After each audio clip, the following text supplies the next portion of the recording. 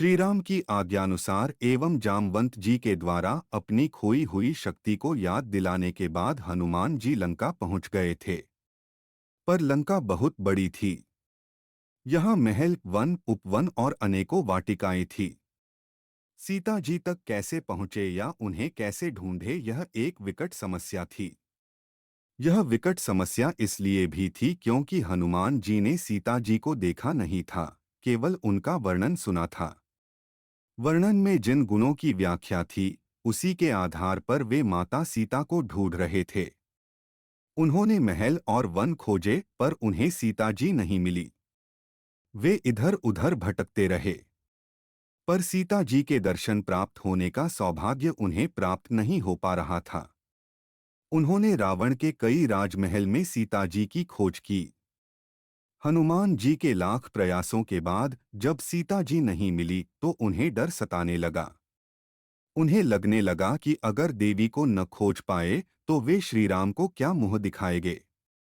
उन्हें डर लगने लगा कि कहीं यदि सीता देवी को खोजने में देरी हो गई और उसी समय देवी सीता के वियोग में प्रभु श्री राम अपने प्राण न त्याग दे। यदि श्रीराम ऐसा करते हैं तो लक्ष्मण और बाकी परिजन का हाल बेहाल हो जाएगा।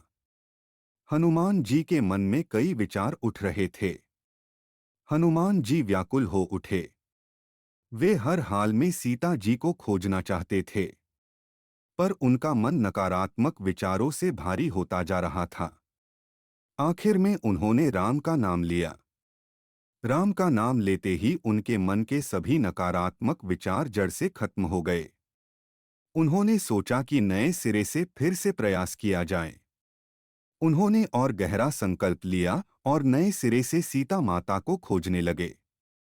उन्होंने अपने सभी पुराने प्रयासों का विश्लेषण किया। उन्होंने पाया कि अभी तक उन्होंने सीता माता को केवल महल और वन में ही खोजा है। उनके मन में यह विचार आया कि जरूर सीता जी को रावण ने किसी एकांत जगह या उपवन में रखा होगा। यह उपवन या वाटिका कोई ऐसी होगी जहां पर सामान्य जनों का आना जाना बंद होगा। उन्हें अशोक वाटिका का पता चला, जहां केवल रावण और उसके कुछ खास सेवक ही आ जा सकते थे। उन्होंने श्रीराम का ध्यान में करते हुए अशोक वाटिका में दाखिल हुए, जहां उन्हें राम का ध्यान करते हुए सीता माता मिल गई। सीता जी के मिलते ही हनुमान जी के लंका आने का मकसद पूरा हो गया। इस घटना से हमें पता चलता है कि कई बार हम अपने जीवन में किसी लक्ष्य को पाना चाहते हैं, पर उस लक्ष्य को पाने में हमारे द्वारा किए जाने वाले प्रयास जब असफल होने लगते हैं तो हमारा मन नकारात्मक विचारों से भर जाता है। हम दिशाहीन हो जाते हैं और हमारे नकारात्मक विचार हमारे मन को भारी कर देते हैं। हमारे सोच का दायरा सीमित हो जाता है। हम लगने लगता है कि अब प्रयास करके कोई फायदा नहीं। ऐसे समय में हमें भगवान का नाम लेकर पुराने प्रयासों का मूल्यांकन करना चाहिए। हमें यह सोचना चाहिए कि पुराने प्रयासों में ऐसी क्या कमी रह गई कि हम असफल हो रहे हैं।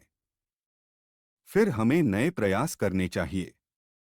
कई बार पुराने प्रयासों के मूल्यांकन में हमें अपनी कमी का पता चल जाता है और फिर हमारे अगले ही प्रयास में हमें कामयाबी मिल जाती है।